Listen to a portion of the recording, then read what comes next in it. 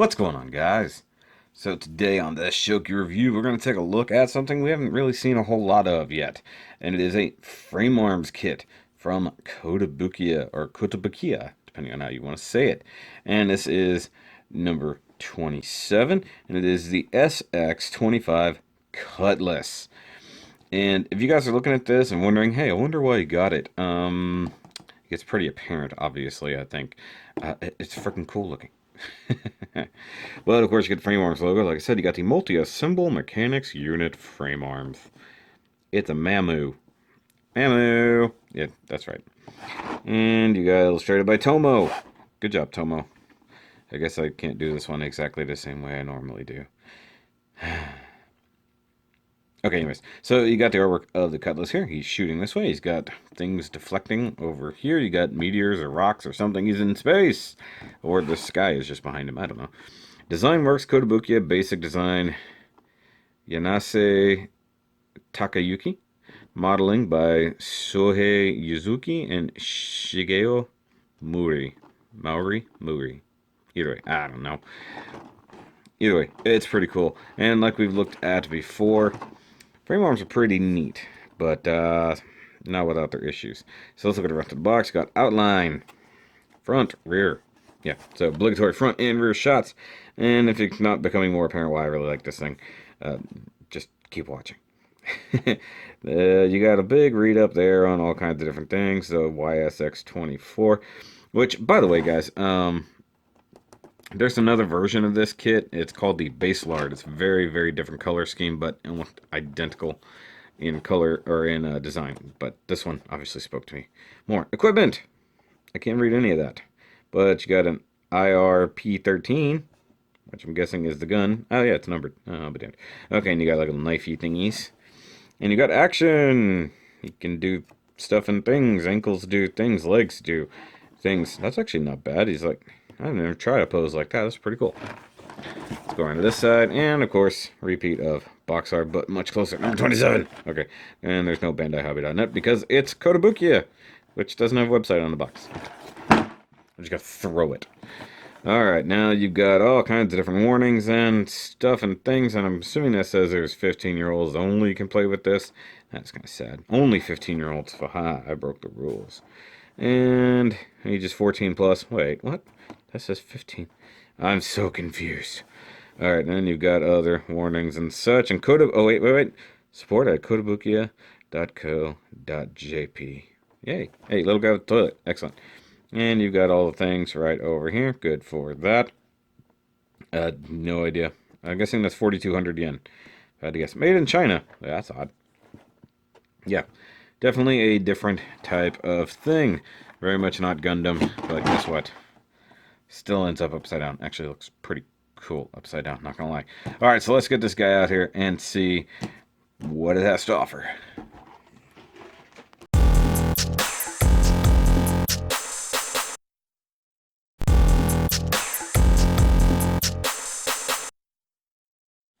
Alright, now we've got the Cutlass out here and looking pretty damn sweet. I always love this gray and red aesthetic. It just looks so cool. You got a few white highlights here with some blades and on the head, and then on all the little thrusters throughout it are all white in one way, shape, or form. Now, if you guys aren't familiar with frame arms, it's a very different style of kit. For the most part, you have a central frame, what they call the frame architect. And it's inside there, and you get it, they're all the same. And basically, they give you all of the armor and everything like that to put on it. Now, that may mean modifying the frame and stuff like this. So this guy is very different from the previous one we've looked at. And I'll show that off here in a little bit. But first and foremost, let's go through all of the ridiculous accessories this guy has. So, of course, he has his little rifle here. Not very bad. Very simple in design. Got a little kind of, I guess that's the barrel. You got a little white piece up here and another white piece down here. And somehow these things together actually equal the ammo canisters because you do get backups. So you actually have a little backup set like this, and both of those can plug in on the side of the dude. But as you can see, you can put the ammo canister back here on the side like this, or like this as it's generally shown. Now you also get these knives with this cool translucent bit. Now, if you guys haven't noticed, this is obviously very 00 like. That's why I dig this thing. Now, the only thing that sucks, it advertised that all the blades were green. They're not. They come perfectly clear. This is actually metallic green Gundam marker, and I think it came out really well. So all the clear green parts on this kit, with the exception of the extra weapons that I have for it, are all painted. And even this dark gray part is hand painted to really break it up.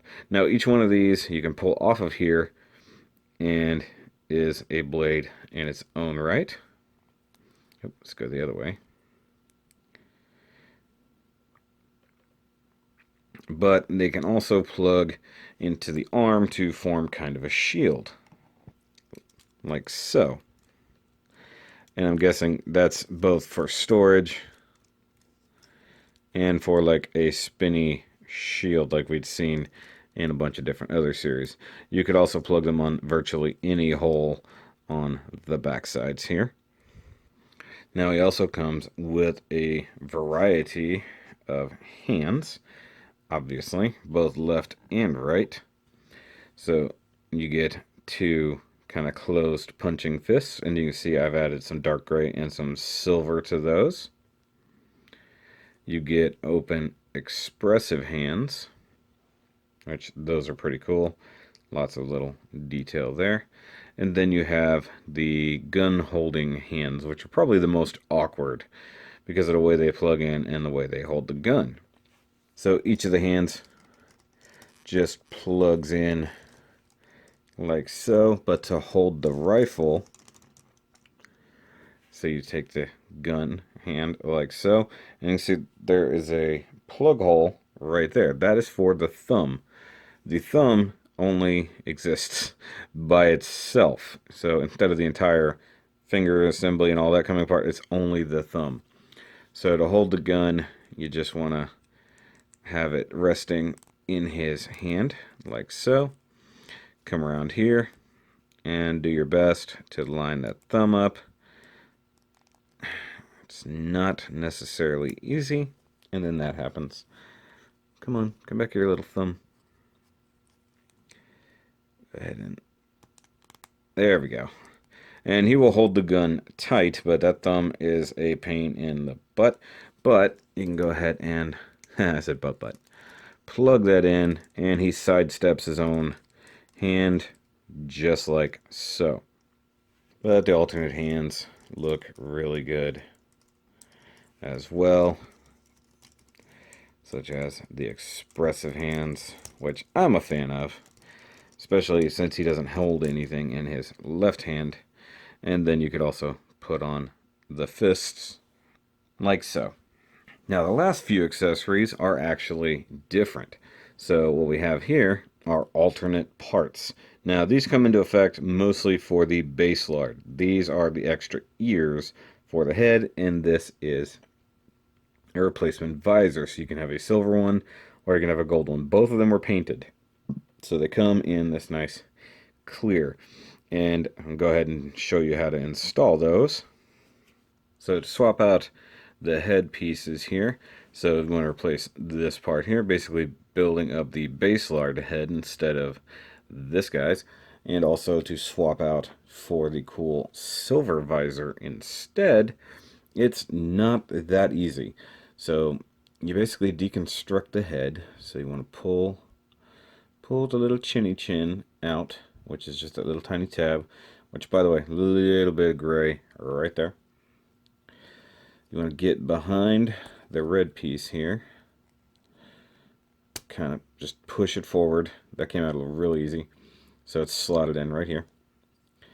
Now this part, just the single like ear basically just tabs in just like that. So you can take the base lard style dual ears and stick it on there like that. But before we do that, swap out that visor. You have to split the whole head in half. It's easier to go ahead and pull out the neck joint. And so this is why you're not going to actively swap these very often.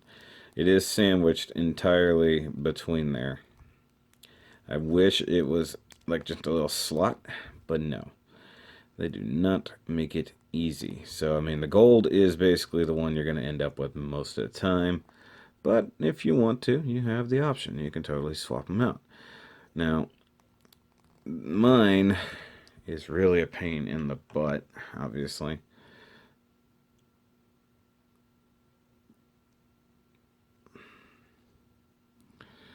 Like most Kotobukiya things, either fit together really well or not at all.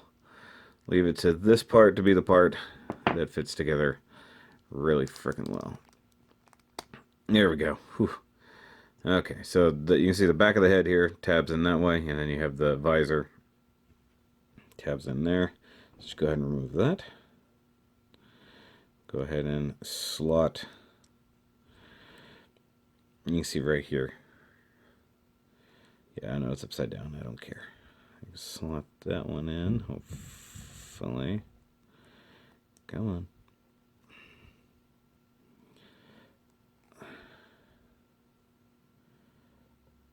There it goes. Just got to really line things up. And put the head back together. Grab the dual ears. The rabbit ears, as it were. Slap everything back together. Now this part, you're going to have to try to finagle to get back on properly. Come on. There we go. Slap that back together. And put the chin back on. And if you want to slap the head back in. There we go. That's the alternate head. And putting it on, you just line up the hole there along with that. And just stick the neck back in. And there you go. He's a lot more base lard-like, but because that silver visor really does blend in, it's kind of boring on this guy. Let's be honest. Now, these last couple pieces are actually alternate little knee armors. And the way we use those, you just come right here to the knees, and then just pull outward. Probably not take that entire thing off, but hey, either way. Pull up on the red piece, pull that part off. This slides in right through there. And then literally just put that right back on, like so. Make sure you line everybody back up the way it's supposed to go. And then do the same on this side. So that the end result is that. And personally, I think that's a little bit boring.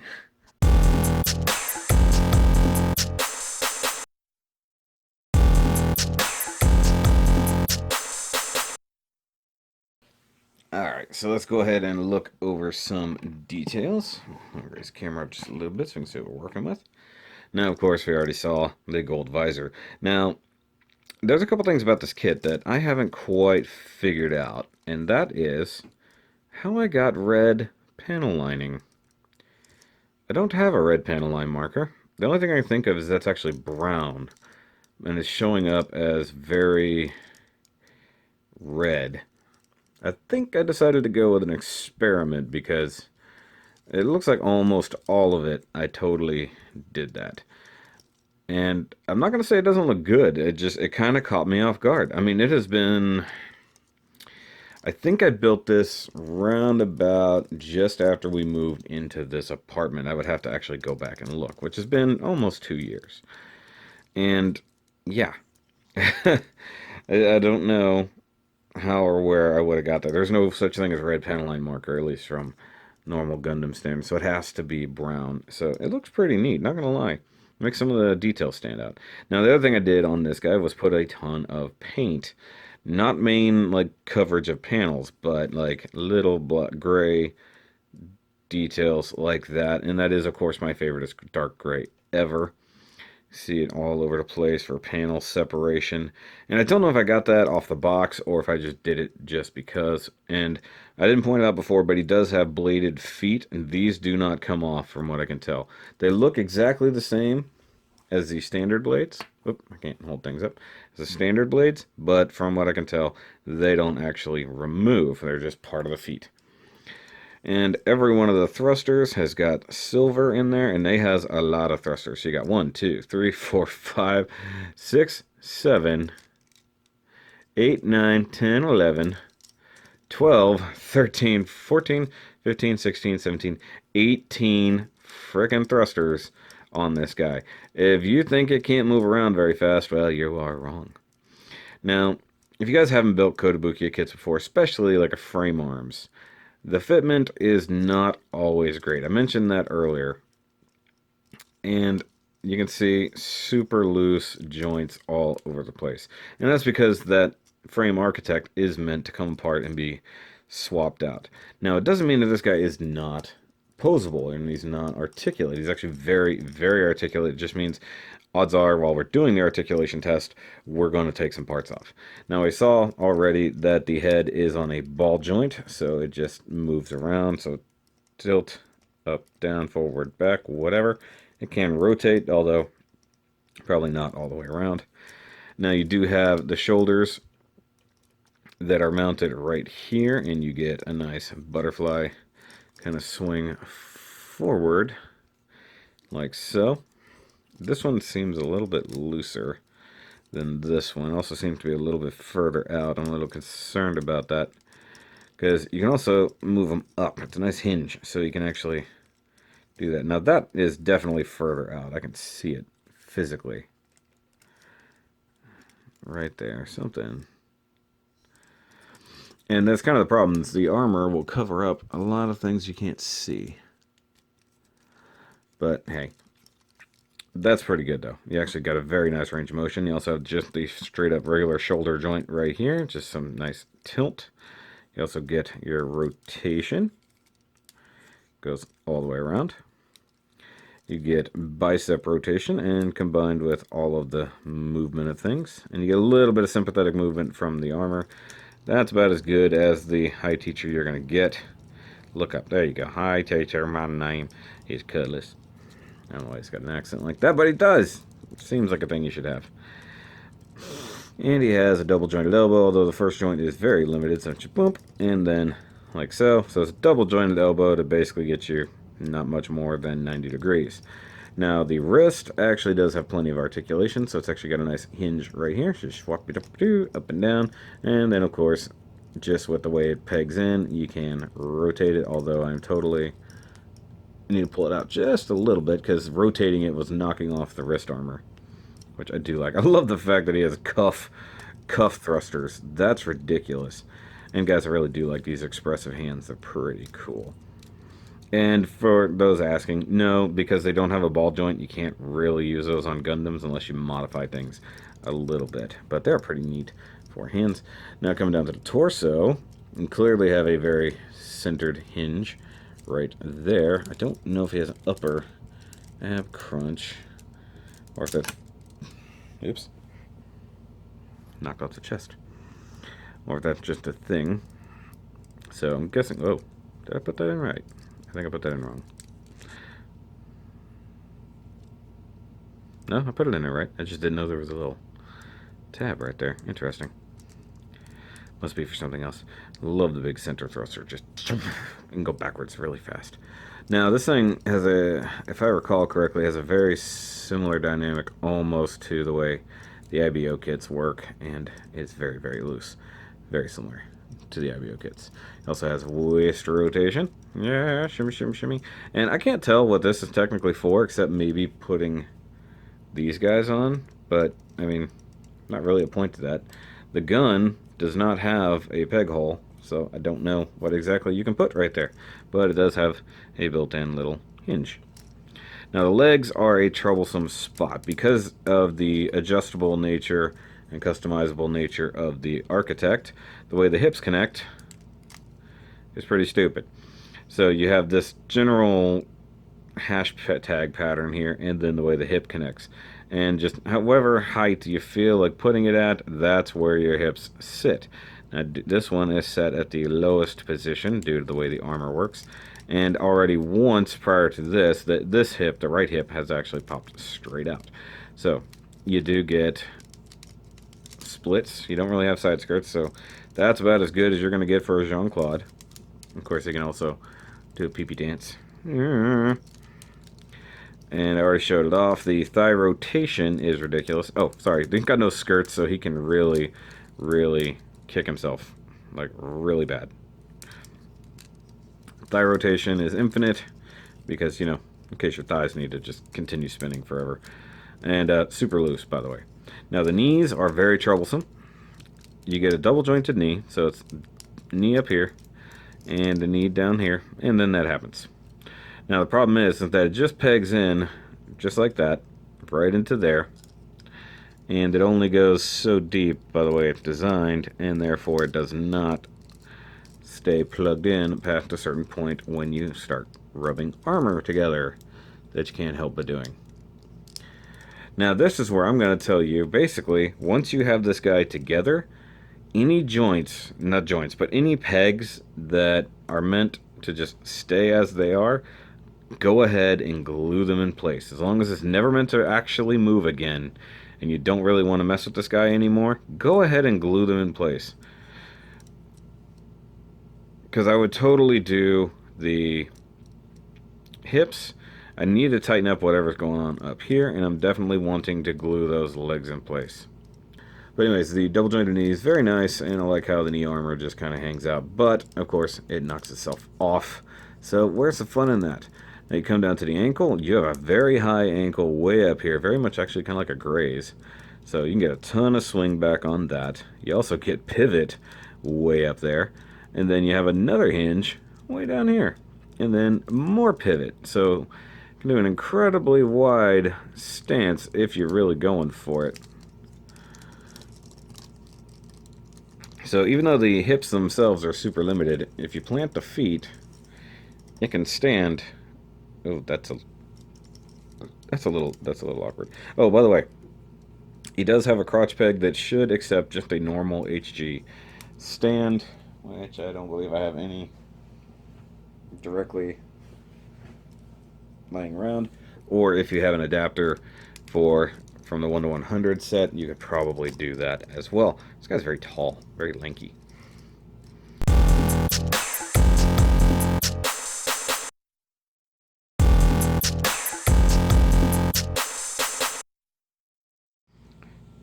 Why? Okay, I'm being silly. Now, I do have a whole other set of weapons for him. Oh, let me fix these ankles. And this was an option parts set. And this kit clearly had to go for this guy. So you have this giant freaking sword. Once again, you can see the Dolo influence here. Now, the cool thing is, this isn't just one sword. In fact, it is many. Also, going with the Dolo influence. Let me figure out how everybody works here, because it's been a while since I messed with it. So you got these little ones pop out. You got these little ones. Actually, these not so little ones, I should say. Come on, get out. There we go. And then you have the center kind of cannon. So this is more or less like a gun, as you can tell. And you have all the different places you can plug things on. You can also just stick this blade in here. It's not perfect, but it'll chill right there. And I normally have him holding that. So let's go ahead and put the holding hand in here, wherever the heck it went.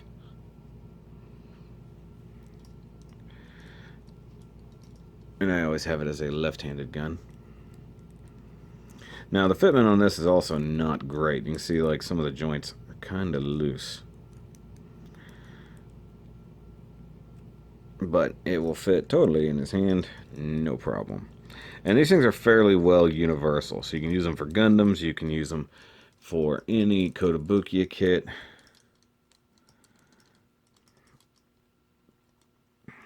And then he falls over. I need to get in there and check out that waist joint, because that is way weaker than it used to be. But there's the single blade. And if you're wanting to play with it, you can totally use these blades in a similar manner as regular swords. They don't lock in place too much. They just slide on this little rail here. So those are pretty cool. And then you've got these little blades like this. So if you had a chain, you could totally be a little like Ninja Kratos. But let's go ahead and put it all back together. By the way, I got some silver paint right there. And these blades I did not have to modify in any way.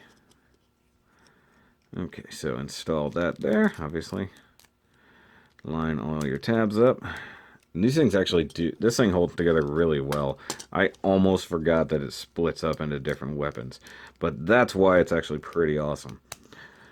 And it locks together really nicely. Flip those handles away.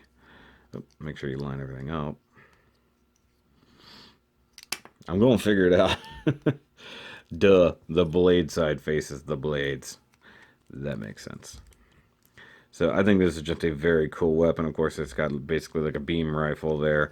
It just screams 00. It just screams Exia sword, basically. Or even the 00 riser sword, like the Quanta has.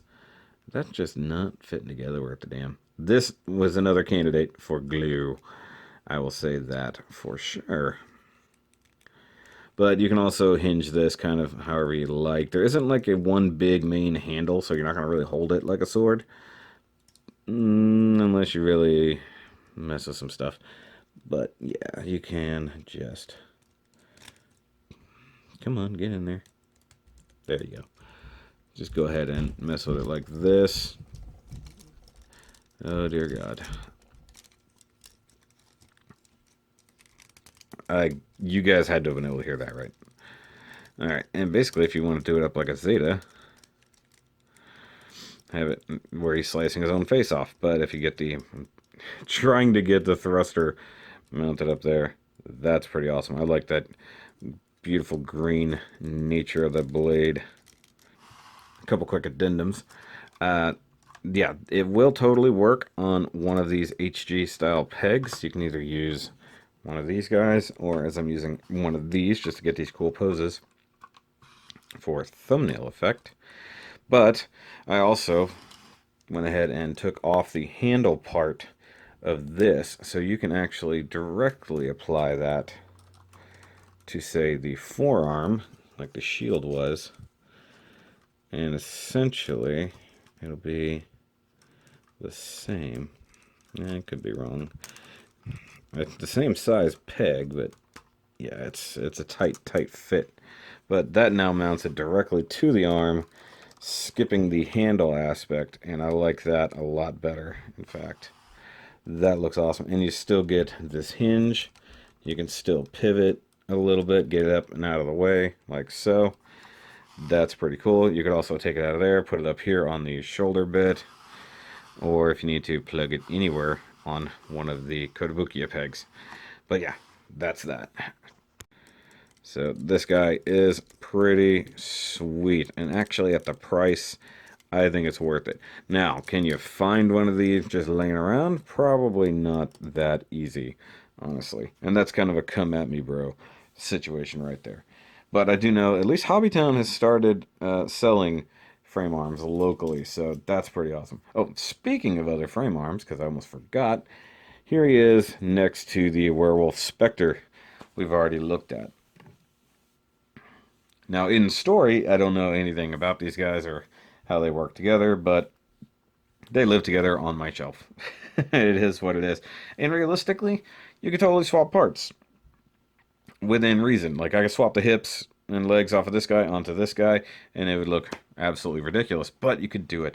Also, all the tons of spare parts I have from this guy, you know, you can totally mix and match some armors, not to mention I can always swap this guy out for other things. But, you know, that's just that. Now, that's going to be the end of this review, guys. If you actually really dug this, make sure you give me a thumbs up on this video. And if you want to see more, let me know in the comments down below. I might pick up some more frame arms over time, maybe even some other Kotobukiya kits. And if you guys are new here, make sure you subscribe if you dig what I'm doing, if you like what I got going on this channel. And as always, I want to thank my patrons, John, Andy, Steve. You guys are great. In fact, this was a Patreon pick from Andy because I got behind on all my Patreon picks. I gave him a whole bunch. So he picked this because he really wanted to see what it was all about. So Andy, here you go. This is the floppy mess that is the Cutlass. Oh, jeez. But I'll catch you guys on the next review. And remember, as always, keep on building.